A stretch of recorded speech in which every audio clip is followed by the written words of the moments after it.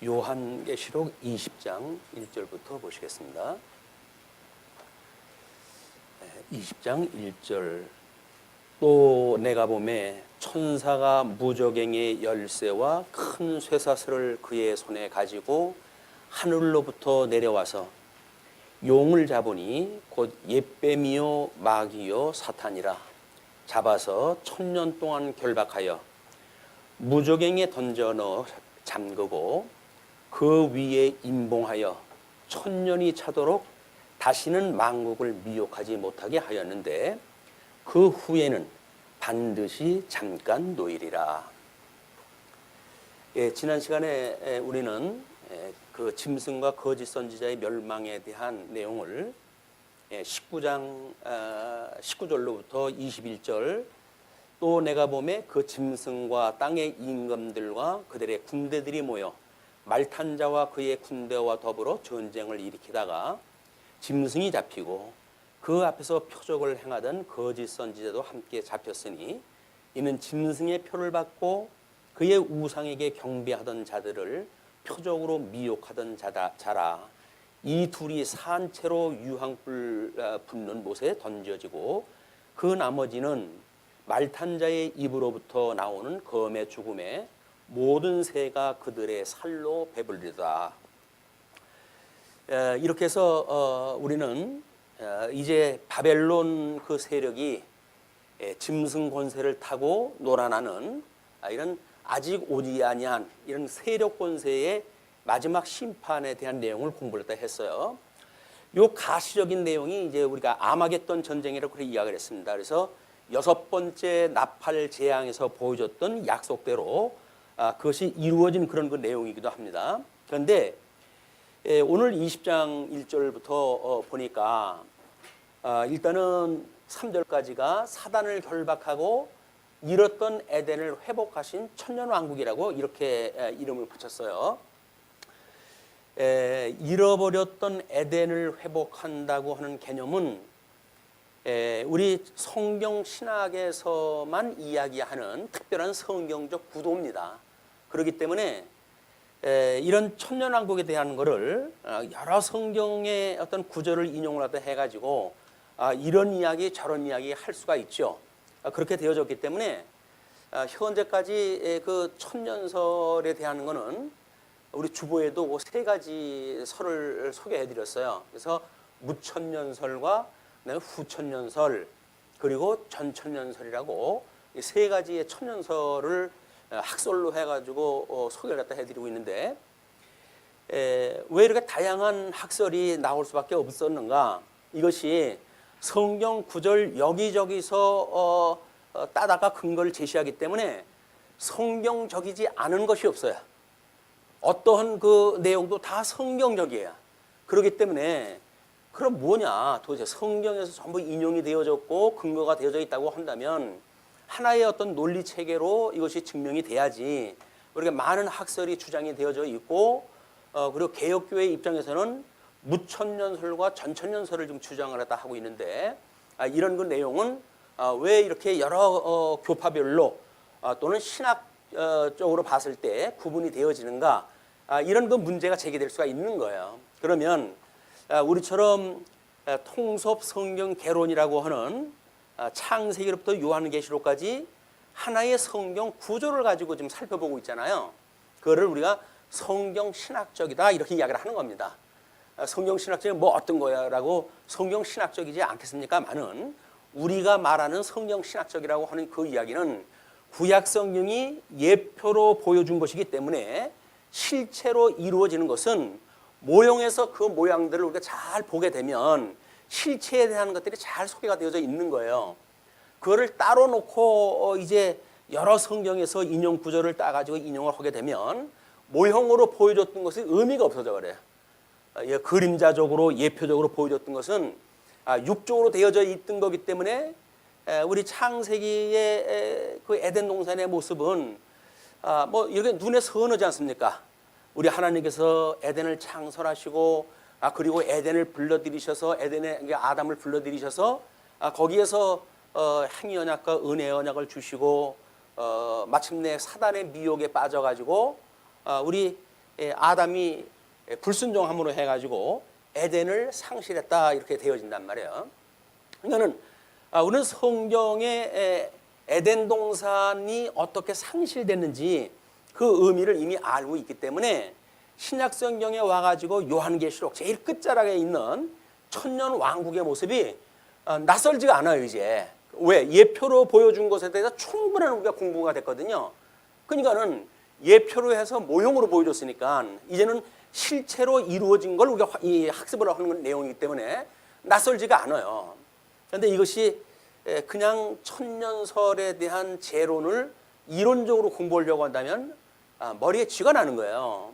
그동안 우리가 뭐 공부할 적에는 복잡하게 저 구약서부터 해가지고 요한계시록을 공부하면서 저 뭐 신약성경 마지막까지 연결을 해서 우리가 공부했던 것은 근데 이럴 때 빛이 발하는 겁니다. 그래서 그랬구나. 이게 이제 인정되어진 게 공감이에요. 그게 안 되면은 왜 거기서부터도 이야기를 했다 끄집어 가지? 바쁜 세상에 빨리빨리 해가지고 그냥 가까운 걸로 정리를 했다 하지. 왜 저 앞에 있는 마치 상관도 없는 것 같은 에덴 동산서부터 이야기를 끄집어내 가느냐. 이런 그 이야기가 문제되기가 되어지기 쉬울 거예요. 근데 우리는 요한계시록을 시작을 하면서 창조 사역과 섭리 사역이라고 하는 별로 그렇게 눈여겨보지 않는 그런 방법에 의해 가지고 지금 우리가 전개를 해나가기 때문에 매우 유익한 거예요. 이게 매우 유익하고 이제 다음 시간에 이제 소개를 해드리겠지만은 창조 사역과 섭리 사역으로 얻게 되어지는 성도의 유익은 무엇인가라고 하는 내용에 대한 그런 기대를 해봐도 좋습니다. 왜냐하면 하나님께서 우리들한테 그런 창조하시고 섭리하시는 사역을 통해 가지고 하나님이 어떠한 분인가에 대한 신지식을 우리가 깨닫게 되어지고 또 그 신지식에 의해서 하나님이 하시는 사역들이 전부 예언되어진 대로 되어지지 않습니까? 그것을 통해 가지고 우리는 하나님은 지금도 살아계시구나. 살아계신 하나님이 나를 사랑하신다는데 우리는 온몸의 전열을 가지고 사는 거예요. 세상의 조건 가지고 우리가 힘없고 살 게 뭐 있습니까? 그냥 천지를 지으신 하나님께서 우리를 사랑하신다는 겁니다. 그 사랑이 우리들한테 세상이 엄청난 환란의 시대로 우리를 끌고 간다 할지라도 그런 환란의 시대에 역사적 환경 속에서 빠져들지 아니하고 하나님의 사랑, 살아계신 그 하나님 그분이 우리를 사랑하시기 때문에 섭리해 가시는 역사를 우리가 이해하게 되어지는 거예요. 오늘까지 우리들에게 주어진 모든 여건들은 육신의 소욕이든 성령의 소욕이든 우리가 다 예해가지고 대답한 걸로 우리 인생이 지금 여기까지 온 거예요. 우리가 억지로 누구한테 등 밀려가지고 온 게 아닙니다. 성경 배운 것만큼 깨달아진 것만큼 그렇군요 라고 믿어지는 걸 가지고 우리가 신앙사도 해왔어요. 때로는 육체의 소욕으로 해서는 하나님 뭐 내가 지금 그분 믿고 살아갈 입장이 아니야 라고 해서 현재 있었던 상황 속에 빠져 사는 것도 내가 선택한 거예요. 우리가 다 선택했다고 한다면 모든 우리의 삶은 내가 하나님 앞에 이제 책임을 져야 될 일들이에요. 그거를 우리가 백보자 심판 앞에서 어떻게 하나님께 드러내시는가. 이제 그것이 우리들한테 그동안 믿음으로 산다라고 하는 것이 과연 뭐였지? 라고 하는 실체를 확인하게 되어지는 중요한 요소가 되어지는 겁니다. 불꽃 같은 눈으로 우리를 살피시고 계신데 못 하나 숨길 게 뭐가 있어요? 온 물질이 다 뜨거운 불에 녹아가지고 세상의 모든 것들이 다 드러난다고 그러는데 우리들한테 일어났던 모든 삶에 대한 것 드러나지 않을 게 아무것도 없어요. 그래서 우리가 매일같이 우리가 우리에게 죄진 자를 사해 준 것처럼 우리 죄를 사해 주세요. 그래서 우리 주님께서 우리를 죄를 용서하셨다고 하는 믿음으로 살아가는 거예요. 그렇기 때문에 백보자 심판 앞에서도 우리 주님께서 다 용서해 주셨잖아요 라고 이야기를 하고 우리가 그 믿음의 담력을 가지고 살아가게 되어지는 겁니다. 그게 아니면 내가 한 걸 내가 뻔히 아는데 식은 소리 하다가 보면 주님께서 나 너 모르겠는데 이렇게 해버리고 말 거예요. 우리 행위를 정당화하는 방법은 예수 그때의 구속사건밖에 없어요. 그분으로 말미암아 우리가 자유를 얻었고 그분으로 말미암아 의롭다고 칭함을 받은 거지. 각자 우리들이 가지고 있는 행위가 옳기 때문에 하나님 앞에 의롭다고 여겨지는 적이 없습니다. 우리는 다 육체의 소욕을 따라서 오늘까지 살아온 거예요. 그냥 그렇게 이뤄왔어요. 성령의 소욕에 충만한 어떤 성령의 소욕으로만 왔으면 얼마나 좋겠어요. 그렇지는 않습니다. 중생인으로 살아간다는 이야기는 성령의 소욕에 이끌림도 받고 육체의 소욕에 이끌림도 받고 그리고 오늘 여기까지 온 거예요. 그런데 다행히 우리는 복음을 깨달아서 그럼에도 불구하고 주님께서 저를 사랑하시는 것이 너무 감사합니다 라고는 감사의 생활을 할 수 있다는 이야기는 대속의 은혜를 깨달은 사람의 몫이에요. 그게 아니라고 한다면 지금도 여전히 우리들이 뭘 열심히 해야 된다고 믿어질 거예요. 그렇게 되어지게 되면 우리 왼쪽의 염소부리모처럼 내가 주님을 위해서 이러기도 하고 저러기도 하는데 이렇게 이야기도 하게 되면 주님께서 나는 너를 도무지 모르겠다 이렇게 이야기를 합니다. 그게 우리한테 위로예요. 주님이 나의 했던 그런 그 어떤 부정한 일들 또는 불순종의 일들 이런 거를 예수를 그리스도를 믿는 그 믿음을 가지고 여전히 우리를 의롭다고 해주시는구나. 이게 감격이에요. 우리들 했던 행위 들춰보면 전부 냄새나는 것들이에요. 그걸로 해서 위로받을 수가 없어요. 우리 이제 이 강론을 통해 가지고 여전히 살아계신 주님을 만나고 뿐만 아니라 우리를 사랑하시는 주님을 만나고 그분 앞에 우리들의 모든 행위에 대한 자유를 얻는 것 우리는 그 의롭다고 칭해 주셨는데 누가 우리를 정죄를 합니까? 그냥 우리 주님께서 우리를 얼마나 사랑하셨는지에 대한 사랑을 깨닫는 또 한 번의 복습입니다. 그동안 수없이 우리가 이 복음을 이야기해오고 있으니까 오늘 확인한 내용도 바로 그 내용입니다. 그래서 지난 시간에 가시적인 겁니다. 아직은 오지 아니한 이 세력들이지만 그 음료가 짐승을 타고 그렇게 쾌제를 부리고 놀다가 끝내 짐승을 미워하고 그러던 밭에 예수님이 오면서 그 모든 세력들을 다 유황불 못 타는 데다 집어넣어 버렸잖아요. 그에 이어서의 이야기예요. 또 내가 보매 천사가 무저갱이 열쇠와 큰 쇠사슬을 그의 손에 가지고 하늘로부터 내려와서 가시적인 세계를 예수님이 오셔가지고 심판했다고 한다면 사실은 모든 세력들이 왜 그렇게 산다고요? 그 뒤에 조종자가 있다는 거거든요. 그 조종자가 뭐예요? 바로 이 사단의 세력인 거예요. 그 용의 권세 그거를 천사가 내려와가지고 그동안은 짐승 권세들이 못 돼가지고 우리를 갖다 애를 먹였는지를 알았더니 짐승 권세는 그냥 하수인이로구나. 그 원뿌리가 뭔가를 우리가 들여다가 보니까는 용이라고 하는 짐승이었구나. 그래서 우리 2장 1절에 천사가 무저갱이 열쇠 큰 쇠사슬을 가지고 하늘로부터 내려와가지고 용을 잡아요. 그런데 그 용이 곧 옛뱀이요 마귀요 사탄이라 잡아서 1000년 동안 결박하여 그렇다고 한다면 그동안 우리가 성경을 통해서 때로는 용이라고 하는 걸 가지고도 공부를 했고 옛뱀이라고 하는 것으로도 공부를 했고 마귀라고 하는 걸 가지고도 공부를 했고 사탄이라고 하는 것들 가지고도 공부를 했잖아요. 이름만 다른 거예요. 이름만 달라요. 그래서 우리 주보에다가 그렇게 소개를 해드렸습니다. 만약에 그 용이라고 하는 그 이야기는 그 우리 본서 요한계시록 12장 3절에 나오는 칠두 식각에 대한 그 짐승을 갖다 이야기를 하는데 로마 제국의 출현에 대한 이야기 아니에요. 그거를 우리가 이제 그 대적자로 소개가 되어졌고 뭐 구약 성경에서는 그 용을 리오 야단이라든가 라합이라든가 악어라든가 뱀이라든가 이런 걸로 해가지고 표면적으로 소개가 됐어요. 그러니까 지금 요한계시록에 와가지고 용이라고 하는 단일된 용을 가지고 이야기를 하지만 구약 성경을 이해하고 있던 요한계시록의 독자들은 이미 그에 대한 실체를 어느 정도 파악이 되어지고 있는 거예요. 용이라고 그러지만 그건 리오 야단이야. 그건 뱀이야. 그건 악어야. 욕기에 수많은 그런 그 미혹자들로 등장되어졌던 이런 권세들이 바로 이자들이었구나 라고 하는 걸 요한계시록 독자들은 알 수가 있었던 거죠. 우리는 이 시간에 그걸 확인하다 한 거예요. 그래? 그럼 구약 성경에 수많은 그런 그 미혹의 일들, 에덴 동산에서 보여줬던 그런 그 권세까지도 포함을 갖다 해가지고 이미 구약 성경에 우리가 익히 알고 있는 거로구나라는 걸 전제를 갖다 해가지고 만약 옛뱀 하면 창세기 3장에 아주 구구절절히 소개했던 권세 아닙니까? 옛뱀 용을 잡아가지고 무저갱 속에 놓는데 그 용이라고 하는 자가 가만히 보니까 옛뱀이라고 하는 걸로 이제 등장이 된 것이 창세기 3장의 내용이에요.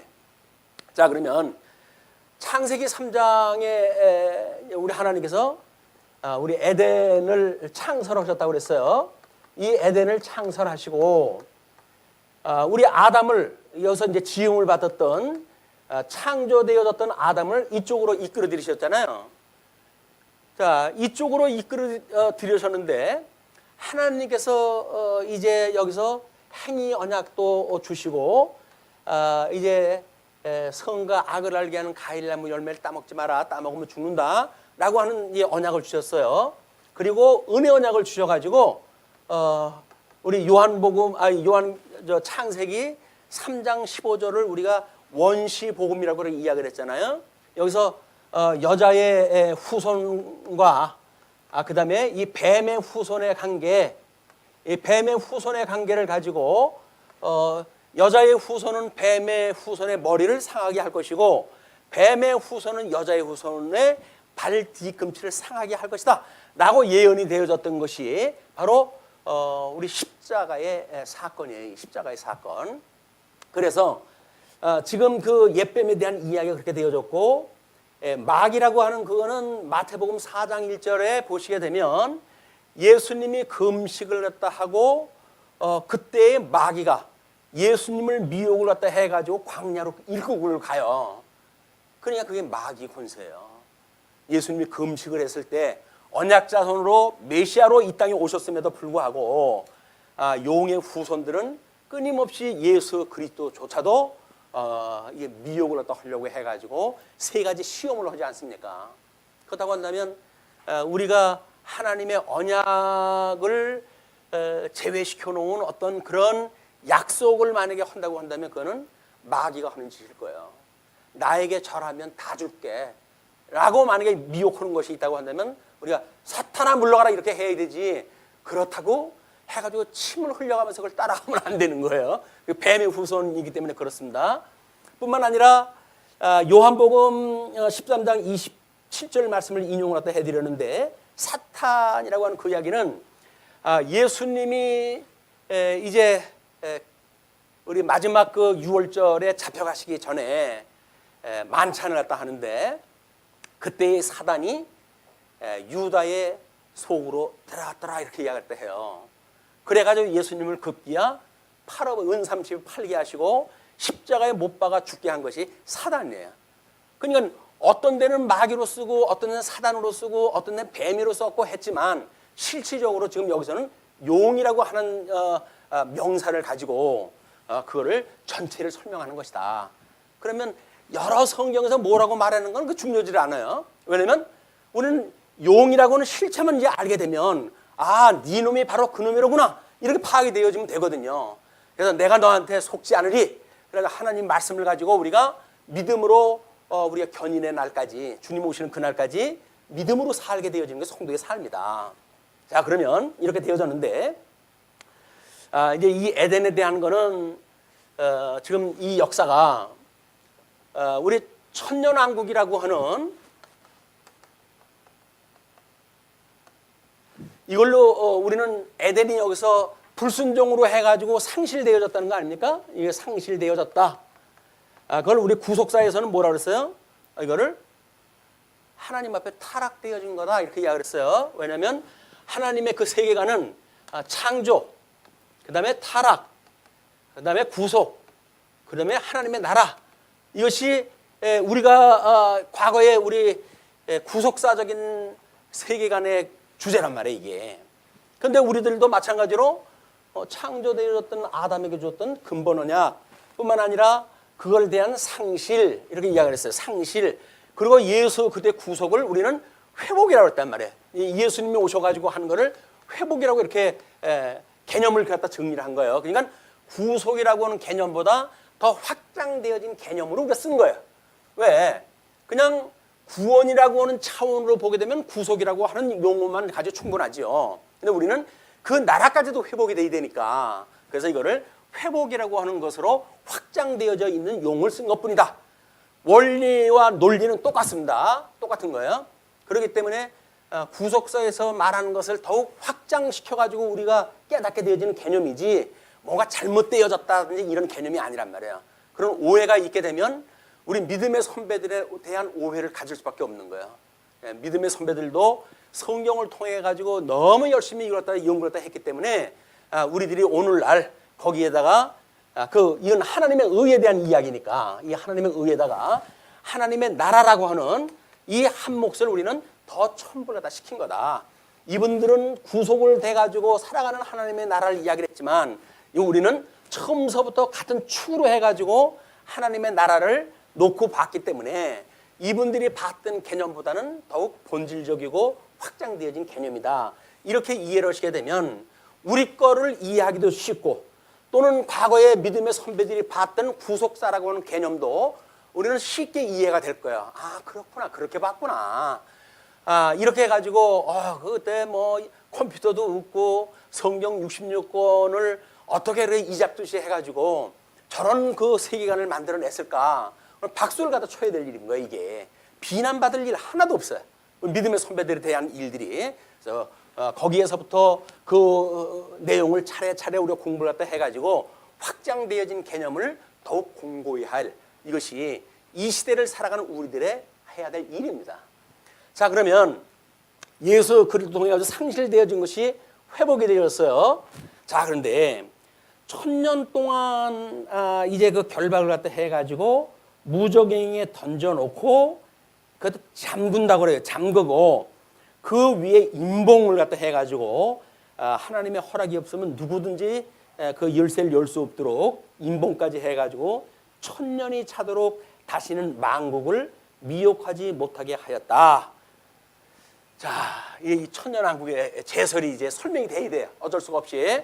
자, 그런데 우리는 지금 앞에서 논리를 갖다 보니까 19장에서 예수님이 먼저 재림을 갖다 해서 지금 이 칠두식각에 대한 이게 우리 바벨론 세력이라고 그랬어요. 다시 오지 아니한 바벨론 세력 이거를 멸한 장면을 공부를 갖다 했잖아요.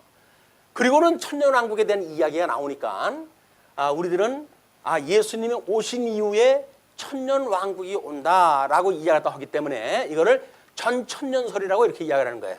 전천년설. 왜냐면 천년왕국 이전에 예수님이 재림하신다는 뜻이에요. 자, 이런 걸 우리는 이제 공부를 하고 있어요.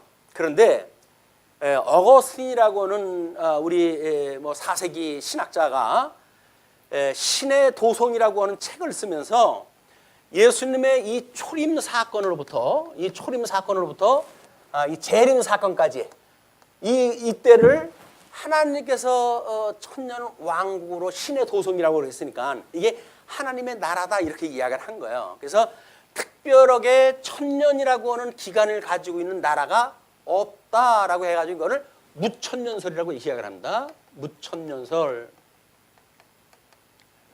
그런데 우리 아마 개혁교회뿐만 아니라 초대교회 때로부터 시작되어진 것이 이 전천년설이 상당한 지지를 받고 있었어요.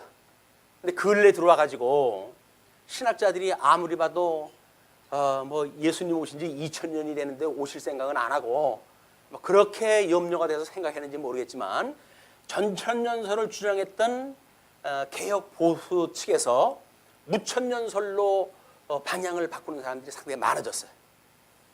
숫자를 보게 되면 이게 더 커요. 그래서 지금 신학연구소라든지 그런 그 정황을 보게 되면 난다 긴다 하는 사람들이 다 무천년설을 주장을 합니다. 자, 그러면 어떻게 수를 따라서 가야 될까요? 아니면 우리가 성경 신학을 통해 가지고 끊임없이 성경의 흐름을 따라 지금까지 연구해 왔는데 성경의 흐름대로 해가지고 그냥 우리의 지조를 지키고 가야 될까요? 그래서 뭐 선택적인 일이겠지만 뭐 신학자들 다 날고 기는 분들이 이야기하는 거니까 그러나 저는 본 연구를 통해 가지고 전천년설에 대한 것이 너무 확실해지는 거예요. 전천년설이. 그래서 이 전천년설에 두 가지가 있어요. 하나는 세대주의적인 전천년설이 있거든요.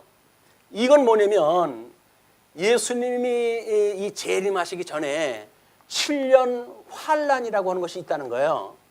그래서 이 환란에 예수님이 먼저 공중 재림이 있고, 그리고 이 땅에서는 환란이 벌어지고, 그래서 이것이 끝났을 때에 지상 재림이 있다라고 보는 것이 세대주의적인 전천년설이에요. 그런데 우리 이제 자유주의가 우리 이제 근세기에 들어와가지고 엄습을 하고, 그래가지고 세대주의적인 사람들, 우리 근본주의자들의 그 어떤 주축 세력이 되어지는 사람들인데, 이걸로 묶여져 가지고 대한민국에 소개되어지는 말세론, 종말론에는 전부 세대주의적인 전천년설이 보편화되어져 있어요. 그렇기 때문에 이 공중재림이라고 하는 그걸로 휴거라고 하는 것이 심지어 영화까지 만들어졌잖아요. 그러니까는 예수님이 언제 이제나 저제나 이 하늘에서 오실 때 우리가 그걸 몰라보면 어떡하지 해가지고 노심초사하는 일들이 한둘이 아니에요.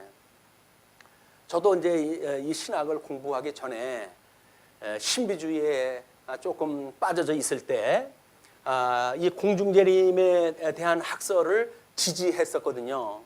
그래가지고 새벽 기도회를 갖다 하는데 하루는 늦어가지고 새벽 기도를 출발을 갖다 했는데 온 시내가 새까맣게 불이 다 꺼진 거예요. 그때 예수님을 믿는 사람들은 담력을 가지고 살아가야 되는 거 아닌가요? 가슴이 철컹하더라고요. 주님 오셨네. 주님 오셨네. 나 끝났네. 왜? 아니 내가 살고 있는 일대가 전부 정전이 돼가지고 불이 깜깜하게 없으니까. 그래서 이게 어떻게 된 건가 해가지고 뭐 자주간 가봐야 내가 존경하는 목사님이 계신 교회까지 가봐야 그분이 계신지 안 계신지 확인을 해야 되겠고, 그래가지고 더듬거리고 교회까지 갔어요. 그랬더니 등불을 밝혀놓고 예배를 준비를 하고 계시더라고. 정전이었던 거예요. 잘못되어져 있는 신학의 논리를 가지게 되면 우리가 얼마나 공포 가운데 신앙생활을 하는지 모릅니다. 그런데 이 세대주의는 지금도 이걸 갖다 믿어요. 이걸 지금도 믿고. 그래서 아니 하나님께서 오시는데 밑에서 환란이 일어나는 걸 갖다 공중에서 그 잔치를 갖다 보면서 무슨 재미가 다 보이겠어요. 또 이 환란은 성도들에게 주어지는 환란의 의미가 없다고 한다면 그건 환란이 아닙니다. 환란은 주의 백성들을 교육시키기 위한 환란이어야지 심판을 하기 위해 가지고는 다 불못에 집어넣어 버리면 되지. 그걸 뭐 굳이 환란 가운데 백성들만 거기서 피해가게 하시겠어요? 그게 아니다. 그래서 하나가 역사주의적인 전천년설이에요. 역사주의적인 전천년설 두 번째 논리인데 우리가 이제 지지하는 학설이 바로 이 내용입니다. 이거는 예수님이 바로 오실 때 죽었던 사람, 여기서 이제 순교당한 사람 있죠. 이거 이제 본문을 읽으면서 나오게 되어진데 1번 순교를 당한 자, 두 번째는 이기는 자, 이긴 자.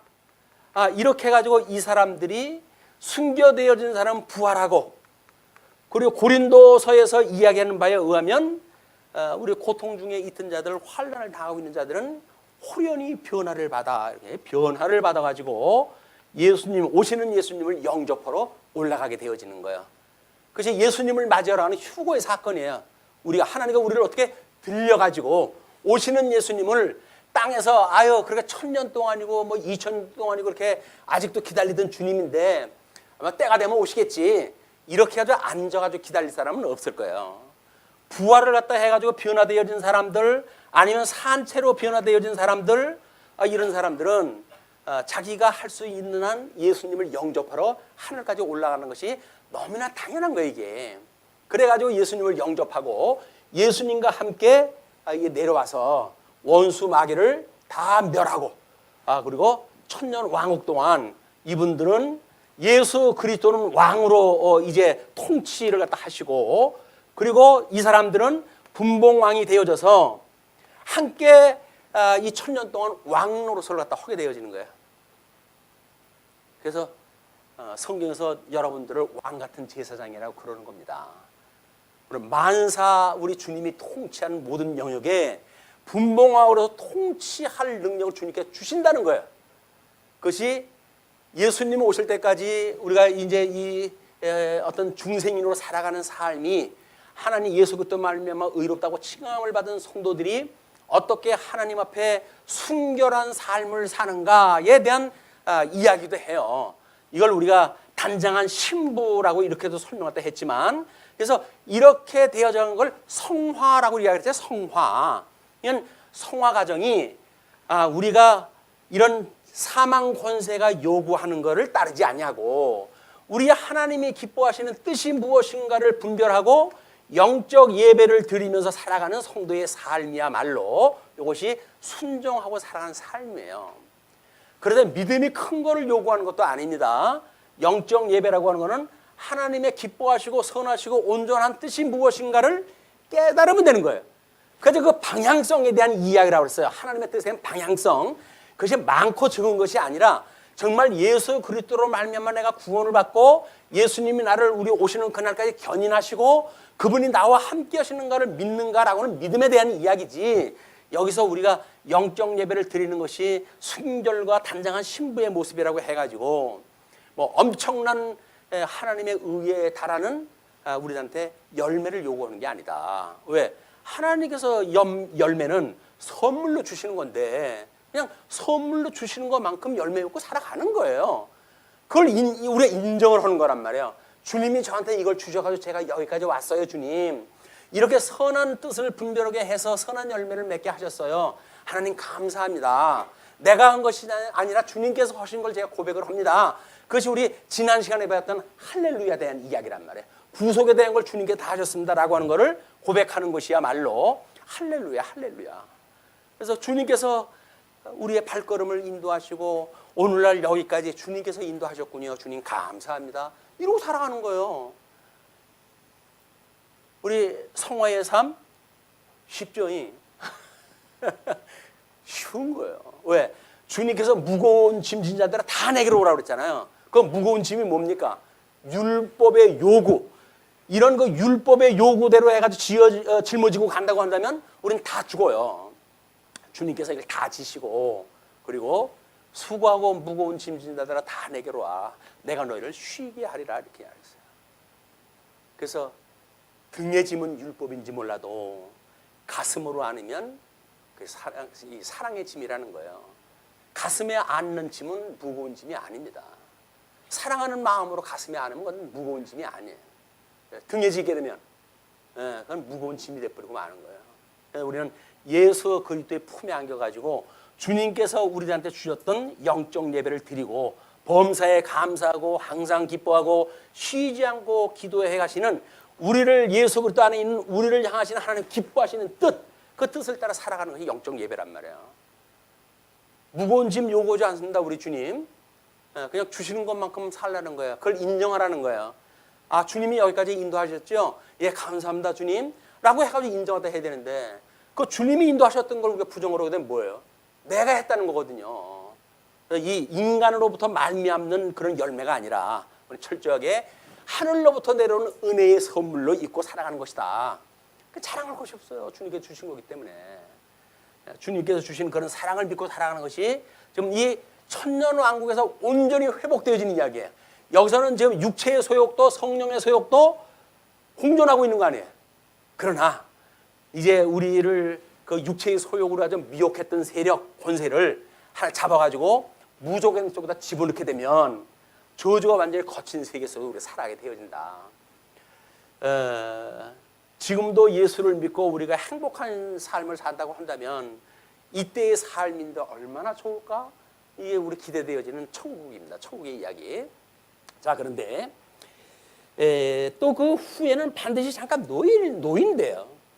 그래서 우리가 이런 거 문제를 이야기할 때 이제 잠시 놓인다라고 하는 그런 개념을 보게 되면 왜 심판도 다 끝났고 예표적으로 보이는 천년왕국도 끝났고 근데 사돈을 낳아줘가지고 왜 또 이게 또 전쟁이 일어납니까? 그래서 곡과 마곡의 전쟁이 이제 소개되어지고 있거든요. 근데 이런 것들이 이거는 이 일이나 같은 거다라는 등 이게 성경 구절 같은 것만 갖다 연결을 시켜버리게 되면 그림하고 맞지 않는 그림이 만들어지는 거예요. 그럼 우리는 이게 뭐지? 라고 하면 어디로 가야 될까요? 구약성경에서 예표적으로 어떻게 설명을 했지? 여기까지 가면 되는 거예요, 그냥. 근데 우리 여자의 후손과 뱀의 후손의 갈등 관계를 가지고 상실을 갖다 했는데 그런 결과 노아의 물심판이 이제 있게 되잖아요. 노아의 물심판에 의해 가지고 물심판이 끝났을 때 8식구만 구원을 받았다 그렇게 이야기를 했어요. 근데 하나님께서 물심판이 끝나고 노아가 하나님 앞에 제사를 드렸을 때 하나님께서는 노아에게 다시 복과 나라에 대한 약속을 갖다 해주셔요. 그죠? 그걸 우리 노아의 언약이라고 이렇게 구분하다 합니다만은. 그런데 그럼 복과 나라를 주셨으면 이것이 물심판 끝나고 그냥 이대로만 살아갈 수 있으면 얼마나 좋겠어요. 근데 유감스럽게도 노아에는 세 아들이 있다고 그랬어요. 함, 야벳, 그리고 셈. 함이 아버지가 술이 취해가지고 옷을 벗고 드러있는데 그거를 보고 나와준 형제들한테 야 아버지 술 먹고 완전히 개 됐다 이런 거예요. 왜? 나 챙겨가지고 술이 취해가지고 자빠져 있으니까 이 함이라는 놈이 자기 아버지인데도 불구하고 흉을 갖다 이 형제들한테 알려준 거예요. 그랬더니 형제들이 그렇게 하는 거 아니지 라고 해가지고 겉옷을 가지고 뒤로 가가지고 아버지의 그런 불의의 모습을 보지 아니하고 그리고는 옷을 입혀 이제 드렸어요. 근데 우리 함의 아들로부터 지금 바벨론 세력의 출현에 대한 걸 공부를 했죠. 야벳의 아들 중에 이 마곡이라고 하는 인물이 또 등장할 때 해요. 하나님께서 이런 불순종을 보고 함을 저주를 합니다. 복을 줬으면은 이 노한 사람에게 복을 줬으면 복으로 끝났으면 좋겠는데 함에게는 하나님께 저주를 갖다 내려요. 저주를 갖다 주시고 너는 형제들의 종이 되어질 것이야 라고 이야기를 합니다. 그리고 이 야벳에게는 너는 창대케 되어지지만 이 셈의 장막에 너는 거하게 될 것이야 이렇게 이야기를 해요. 자, 이것이 우리 두 번째 있는 마곡에 대한 전쟁이 이제 그 성경적 근거가 되어지는데 여기서는 하나님께서 함의 저주를 통해 가지고 바벨탑을 쌓는 불순종의 일을 갖다 해가잖아요. 하나님을 대적해서 내가 하나님 자리에 올라갈 거야. 내가 하나님처럼 살 거야. 이거 주장하다 하는 거 아니에요. 이것이 인본주의의 극치라고 그랬습니다. 그렇게 해가지고 결국은 바벨론 권세가 다섯은 망했고 현재는 있고 장차 올 권세로 해가지고 소개가 되어졌는데 지난 시간에 그까지 하나님께 다 이제 불 붙는 그 불못에다 집어넣는 걸로 공부가 됐단 말이에요. 자, 그런데 하나님께서 이 마곡에 대한 거는 여기서는 언급이 안 되죠. 그냥 마곡의 후손만 나와져 있어요. 이것이 어디 나오냐면 에스겔서라고 하는 이 선지서에 보게 되면 에스겔의 그 내용이 뭐예요? 하나님의 백성들을 흩으시고 모으신다는 거 아니에요? 그러니까 고토로 다시 돌아오게 한다는 이야기란 말이에요. 땅 언약을 이제 이 사람들이 상실했을 때 그 땅을 회복해 주신다고 하는 선지서의 내용이 에스겔서예요. 그런데 에스겔서에서만 곡과 마곡의 전쟁이 언급이 되어지는 거예요. 그 얘기는 뭐예요? 이미 이런 그림으로 보여준 것이 실체적으로 이루어진다고 하는 걸 보여주는 그림입니다. 그러면 이제 우리는 이미 다 눈치챘어요. 하나님께서 모형적으로 보여줬던 역사를 여기서 이루어가는구나. 그래서 이것이 뭔지 이런 쓸데없는 질문 가질 필요도 없어요. 구약성경의 예표로 다 이미 공부를 했기 때문에. 자, 그러면 4절로부터 6절 보시게 되면 첫 부활한 자와 표받지 않은 자가 천년간 왕노릇한다 그러죠. 또 내가 보좌들을 보니 거기에 앉은 자들이 있어 심판하는 권세를 받았더라. 또 내가 보니 예수를 증언함과 하나님의 말씀 때문에 목배임을 당한 자들, 순교자들의 영혼들과 또 라고 하는 그 이야기는 별도로 짐승과 그의 우생에게 경배하지 아니하고 그들의 이마와 손에 그의 표를 받지 아니한 자들이 살아서 뭐라 그랬어요? 이게 이긴 자들이라고 그렇게 이야기를 했어요.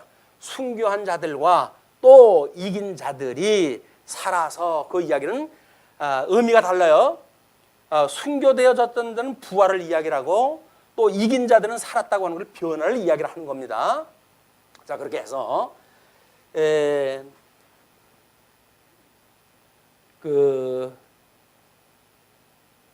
그리스도와 더불어 1000년 동안 왕노릇하니 그 나머지 죽은 자들은, 나머지 죽은 자라는 이야기는 이렇게 제외되어진 사람들 그 이야기예요. 이렇게 순교당하지 않고 자연사를 했거나 믿는 사람이라고 한다면 또는 믿지 않는 사람들도 여기 함께 있겠죠. 그런 그 자들이에요. 그 나머지 죽은 자들은 1000년이 차기까지 살지 못하더라. 왜? 여기에서는 산 사람들만 여기서 지금 역사를 하는 거지 죽은 자들이 지금 다시 부활해가지고 여기서 있는 사건이 아니란 말이에요. 그래서 첫째 부활, 이때 예수님을 영접하러 일어났던 사건을, 이 부활을 첫째 부활이라 이렇게 하는 거예요. 첫째 부활. 자, 그렇게 했는데 그 첫째 부활에 참여하는 자들은 복이 있고 거룩하도다. 둘째 사망이 그들을 다스리는 권세가 없고 도리어 그들이 하나님과 그리스도의 제사장이 되어 1000년 동안 그리스도와 더불어 왕노릇하리라. 우리 역사적인 순서라든지 시기로 봐가지고 징조로 봐가지고 우리가 이때까지 살아가기는 아마 힘들 것 같아요. 그러니까 이거는 성령 계시로 완성이 이렇게 되어진다는 이야기지. 내가 그때 이긴 자로 내가 살아있으면 좋겠다라고 하는 건 좀 조금 지나친 욕심이라고 보여집니다. 이런 걸 믿는 믿음으로 여기서 우리가 영적 예배를 그렇게 들리고 살면 되는 거죠. 자, 근데 이제 7절서부터 8절 보시게 되면 1000년이 참에 사단이 추록하여 가지고 사방 백성을 싸우게 하는 이야기가 소개되어져요. 마구에 대한 이야기입니다. 자, 그러면 일단 첫 번째 전천년설에 대한 거를 확인했다 했고, 두 번째 무천년설에 대한 걸 공부했죠. 세 번째에 어떤 천년설이 있다고요? 후천년설이 있다고 그랬죠. 이 후천년설이라고 하는 그 이야기는 천년 왕국 후에 예수님이 재림하신다고 하는 뜻이기 때문에 후천년설이라고 이렇게 이야기를 해요. 이 후천년설의 주장은 무천년설의 주장과 거의 같습니다. 왜? 이 천년왕국이 여기서 있었던 것처럼 예수님이 오기 전에 이렇게 다 짐승 권세, 예수님이 사망 권세, 철장 권세로 해가지고 그의 머리를 상하게 했고 택한 백성들을 환란에 넣지 않도록 섭리를 갖다 한다고는 지금 이야기를 갖다 해가는 거 아니에요. 그러니까 여기도 천년왕국의 후에 지금 예수님이 재림한다고 그랬더니 이 원리와 무천년설의 원리는 비슷한 거예요. 그런데 요한계시록의 독자들이 말합니다. 지금 천년왕국에 대한 거를 이렇게 요한이 지금 알려줬잖아요. 그럼 그 어마어마한 환란을 받고 있는데 여기가 천년왕국이야 라고 하는 걸 그 사람들이 얼마나 그걸 가슴으로 받아들였을까. 이것이 미래에 있을 주님이 완전히 무적행소도 집어넣을 때에 가능한 일이야. 지금 너희들이 환란을 당하는 일은 환란 받는 것 자체가 의미가 있고 그것으로 해서 너희는 족할 이유가 있는 거지. 이게 천년왕국이라고 하는 말은 설득력이 없을 것 같아요. 저라도 제가 있는 당시에 그냥 끔찍하게 옆에서 잡혀가가지고 짐승 밥이 되어지고 온몸에 역창을 발라가지고 불을 갖다 태우고 그러는데 여기가 천년왕국이야 라고 이야기하는 것이 믿어지겠어요? 이 무천년설을 주장하시는 분들은 조금 관념적으로 생각하는 게 아닌가 이제 그런 염려가 있습니다. 이 천년왕국은 완전히 무적행소에다 가둬놨다고 그랬지 여기다 사단이 철장 권세로 맞았지만 조금은 아직도 힘이 있어가지고 택한 백성들을 미혹하거나 또는 이 환란을 주거나 이러질 않는다는 이야기는 역사가 그러지 말하질 않아요. 이미 환란이 존재하고 있기 때문에 그렇습니다. 그런 맥락을 가지고 세 가지 천년설을 공부를 했어요. 전천년설, 그다음에 후천년설, 그다음에 무천년설 세 가지가 학계에서 이야기하고 있는 세 가지의 천년설이다. 근데 주보에다 소개를 했다 해드렸으니까 따로 그렇게 한번 공부를 하셨으면 좋겠어요. 자, 그리고 이제 천년이 참에 사탄이 그 옥에서 놓여 나와서 땅의 사방 백성 곧 곡과 마곡을 미혹하고 모아 싸움을 붙이니 그 수가 바다의 모래 같으리라. 이 사람들은 어디 있던 사람이에요? 어디 있던 사람 같이는 보이십니까? 그냥 문맥적으로 보게 되면. 근데 뭐 하나님께서 심판했는데 열애시켰던 사람들이 있다는 걸까요? 여기서 살아있던 사람들은 여기 들어가게 되는 거예요. 불택자도 택자도 여기 들어가게 되어지는 거예요. 그래서 여기서 생육 번성을 해요. 그래서 이사야서에서 천년왕국의 어떤 예표를 보여줬다고 하는 유명한 성경 구절이 있죠. 그게 뭐예요? 어린아이가 독사굴에 손을 넣고 사자가 풀을 먹으며 라고 하는 저주가 거친 세계의 모습을 보여줘요. 그게 어떤 이야기라고요? 물론 어떤 그 모형적으로 해가지고야 예수 그리스도 이후의 사건을 이야기를 할 수도 있는 거죠. 그러나 더 본질적인 천년왕국의 모습이다. 여기서는 천년왕국엔 짐승이 있을까요? 없을까요? 그럼? 짐승이 있다고 한다면 영이 없는 짐승은 있을까요? 없을까요? 영이 없다는 이야기는 뭐예요? 불신자라는 거 아니에요? 불신자가 없다고 한다면 여기서 믿는 사람들이 왕노릇 한다고 하는데 백성이 없는 나라에서 뭔 왕노릇을 할까요? 이거 불신자도 있는 거예요. 다만 저주가 없기 때문에 사탄이 갖춰져 있기 때문에 저주 받은 자로서 행위를 못하고 그냥 살지요. 그러니까 천년 끝자락에 잠시 놓아줘가지고 여기서 생육 번성하게 되어진 사람들을 최종적으로 심판하다 하는 사건이 곡과 마곡의 전쟁의 사건이란 말이에요. 다시 한번 이 시험이 거쳐야 돼요, 이제. 그래야 온전한 백보자 심판으로 해가지고 온전한 심판이 이제 이루어지는 겁니다. 그렇기 때문에 천년왕국에 대한 모습이 이게 뭐지? 라고 염려가 되어진다고 한다면 저쪽 창세기로 가가지고 모형적인 설명을 자세히 읽어가게 되면 오해될 거 없어요. 그냥 그 예표를 보여준 대로 나오니까 그렇게 보시면 될 것 같습니다. 자, 그리고 그들이 지면에 널리 퍼져 성도들의 진과 사랑하시는 성을 두루매 하늘에서 불이 내려와 그들을 태워버리고 거기서 전쟁이 일어나는데 예수님이 이미 오셨잖아요. 오신 예수님이 다시 와가지고 그들 죽일 수가 없잖아요. 그러니까 하늘에서 불이 내려가지고 완전히 소멸시켜버려요. 또 그들을 미혹하는 마귀가 불과 유황못에 던져지니 이때는 완전히 이제 불타는 곳에 던져지게 됩니다. 무정에 가둬놓는 상태가 아니에요. 거기는 그 짐승과 거짓 선지자도 있어 세세토록 밤낮 괴로움을 받으리라. 영원무궁토록 저주를 갖다 이 불구덩이 속에서 이제 이 뭐 짐승도 거짓 선지자도 그의 원흉이었던 용도 거기에 한꺼번에 하나님의 그 진노 아래 있게 되어지는 겁니다. 그게 지옥이에요. 지옥. 끔찍한 곳입니다. 끔찍한 곳.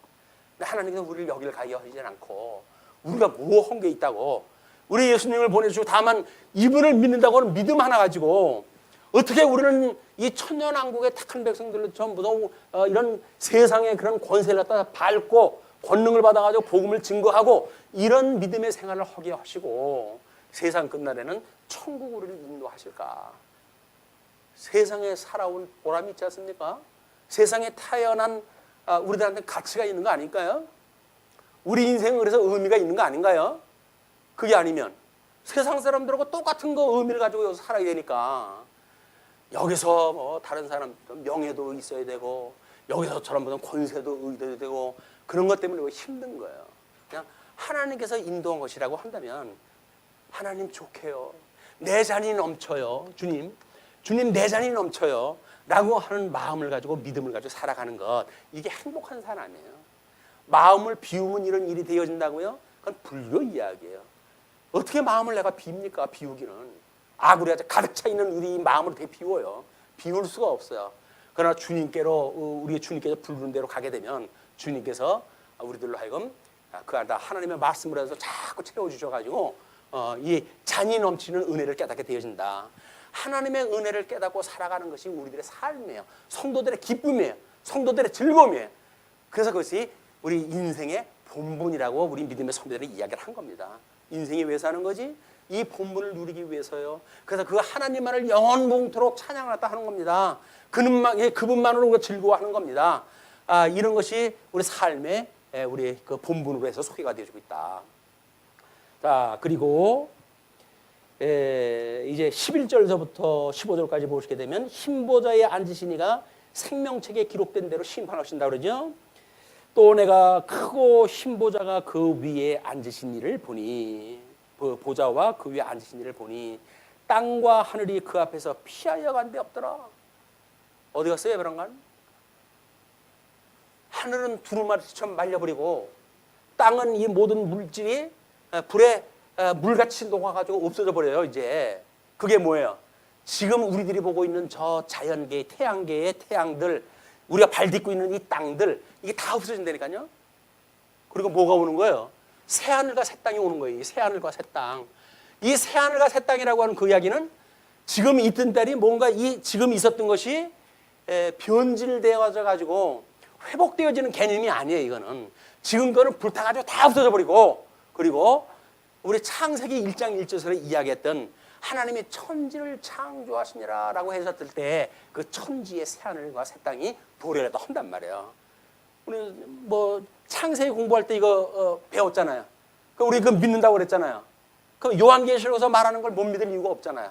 우리 창세기에서부터 이미 배웠는데, 그래서 우리가 이 요한계시록을 모든 성경의 저수지라고 한 이야기는 창세기로부터 구약성경으로부터 신약성경에 이르기까지 모든 성경의 구절을 이용할 때 해가지고 지금 요한계시록을 소개하고 있기 때문에 성경에 대한 이해가 필요한 겁니다. 성경 공부를 하는 거예요. 예수님 믿고 예수 뭐 천당 불신지옥 또 십자가의 도 간단한 거 그걸 믿고 구원받는데 문제가 있다는 게 아니에요. 왜 공부를 갖다 합니까? 이런 확신 가운데 거하고 싶은 거예요. 환난이 있는데도 불구하고 지족의 은혜를 깨달아가지고 찬송을 하며 살아가고 싶은 거예요. 이게 믿음으로 사는 사람들의 힘이니까. 그래서 성경 공부가 필요한 거지. 예수님 믿으면 구원받는데 뭐 우리가 뭐 그렇지 않다고 해서 구원 안 받습니까? 그런 게 아니란 말이에요. 구원받기 위해서 성경 공부하는 게 아니라 성도가 되어졌기 때문에 더욱 굳은 믿음 가운데 우리 믿음을 지키기 위해서 성경 공부를 하는 거예요. 왜? 일용할 양식을 먹어야 되니까. 육신의 밥은 세 끼 꼬박꼬박 먹으면서 신령한 하나님의 말씀을 먹지 않는다는 건 말이 안 되잖아요. 그럼 여기서 말씀을 먹는다는 이야기는 뭐예요? 우리 일용할 양식으로 갖다 취하는 거예요. 성경 공부로. 그건 무슨 뭐 지식 자랑하기 위한 것도 아니에요. 그냥 일용할 양식이 없으면 살아갈 수가 없어요. 영적으로 깨어가지고 살아갈 수가 없어요. 그러니까 성경을 우리가 매일같이 묵상하는 겁니다. 주님이 나와 함께 계시지. 그런 그 말씀으로 확신을 받고 어려운 환경 속에 또 우리가 그 하루를 승리의 삶으로 살아가게 되어지고 이것이다. 믿음 생활이 그게 믿음 생활 실체인 거예요. 자, 그리고 이제 또 내가 보니 죽은 자들이 큰 자나 작은 자나 그 보좌 앞에 서 있는데 죽은 자들이 책들이 펴져 있고 또 다른 책이 펴졌으니 그 이야기는 책이 두 권이에요. 곧 생명책이라. 죽은 자들이 자기 행위를 따라 책들에 기록된 대로 심판을 받으니 그 바다가 그 가운데에서 죽은 자들을 내주고 또 사망과 음부도 그 가운데서 죽은 자들을 내주매 각 사람이 자기의 행위대로 심판을 받고. 우리 마태복음 25장에서 최종적인 심판에 대한 이야기 예를 갖다 열어 들죠. 그 씨 뿌리는 비유라든가 뭐 이런 것 또는 이제 한편 염소와 한편 양에 대한 그런 예를 가지고 설명했다 하고 그 마태복음 25장에 소개되어진 심판처럼 이 백보대의 심판의 모습이 바로 그런 거예요. 어떻게 우리가 기름 등불을 준비하고 우리 오시는 주님을 기다리며 신앙생활 때 해가지고 살아갈 것인가라고 하는 것은 끊임없이 일용할 양식에 의해서 살아갈 수밖에 없기 때문에 성령을 구하고 성령의 은혜를 구하고 성령의 은혜가 우리한테 깨닫게 하시는 하나님의 말씀을 인하여 양식을 삼고 살아가는 것, 이게 신앙생활이다. 자, 그렇기 때문에 이제 우리들한테 했던 모든 행위들은 모든 것이 다 거기에 기록이 되어져 있어요. 기록이 되어져 있어요. 근데 생명책이라고 하는 거는 뭘까요? 우리들의 했던 불의의 일들은 예수 그때 보혈로 해가지고 다 지워버렸어요. 보혈로 다 지워버렸어요. 그리고는 죄가 있는 항목이 하나도 나오는 게 없어요. 남는 게 없어요. 그래도 하나님께서 그 생명책을 보는 순간, 넌 내 왜 사랑하는 내 아들의 피밖에 없지? 너는 합격. 그래가지고 우리가 하나님 보호자 우편으로 가는 거예요. 이제 심판받을 때. 너무나 놀라운 거 아닙니까? 이 은혜가. 아무것도 한 것이 없는데 왜 나한테만 무죄를 선언해 주십니까, 주님? 이것이 우리들의 감격이란 말이에요. 신앙생활의 감격이다. 예, 14절 가시게 되면 사망과 음부도 불못에 던져지니, 사망이라고 하는 것이 뭔가 상태 개념 정도로만 이해를 했다 했는데 오늘 보니까 그게 뭐예요? 불못에 던져진다고 하는 걸로 보아가지고는 실체가 있는 겁니다. 그냥 단순한 장소의 개념이 아닌 거예요. 그리고 음부도 마찬가지입니다. 불못에 던져진다 그래요. 그래서 주보에다가 하나님의 창조 사역과 섭리 사역에 대한 타임라인을 소개해드렸잖아요. 거기에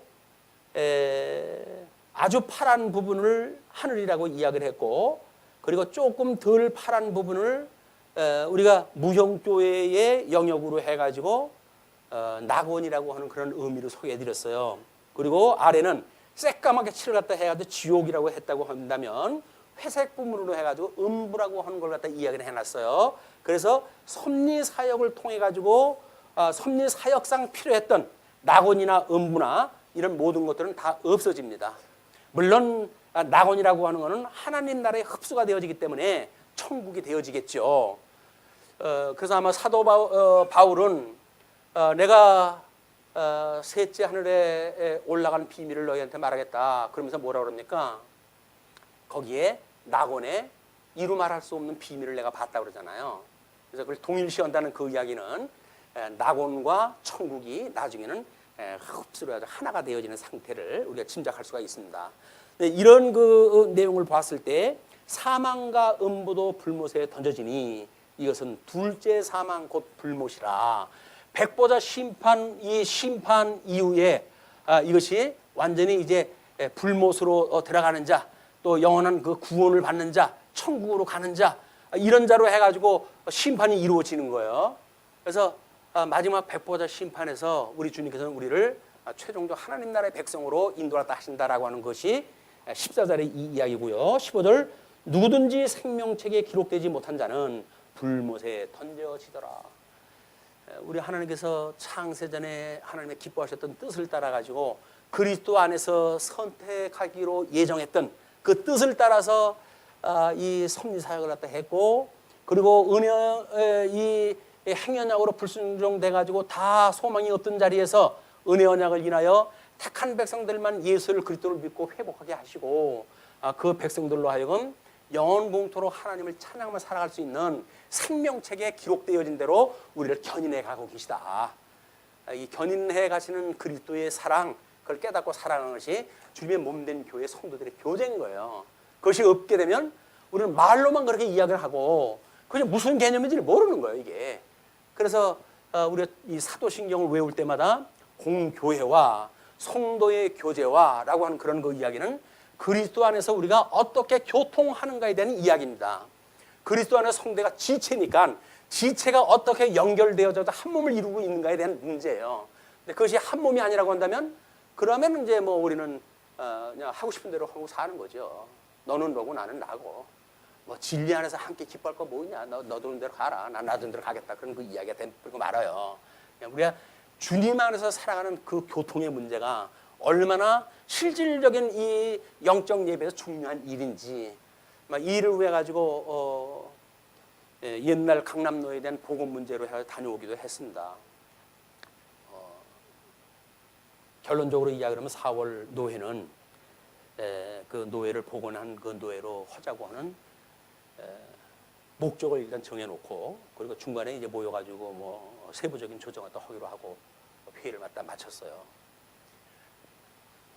뭐 처음에야 마당 하나 건너놓고 서로 원수 보듯이 하는데 그 싸움에 우리가 말려 들어갈 이유가 뭐가 있냐라고 이야기를 했지만, 시대적인 요구인 것 같아요. 많은 사람들이 요청하다 하고, 그러다 한다면 손을 내미는 사람들이 있다고 한다면 마땅히 받아줘야 되는 게 아닌가 싶어가지고 복원하기로 우리가 의견을 모았고 그렇게 진행이 될 것 같습니다. 이것이 또 우리가 새로 한번 깨닫는 그런 그 일이기도 할 것 같습니다. 오늘은 이걸로 말씀 줄이죠. 기도하시겠습니다.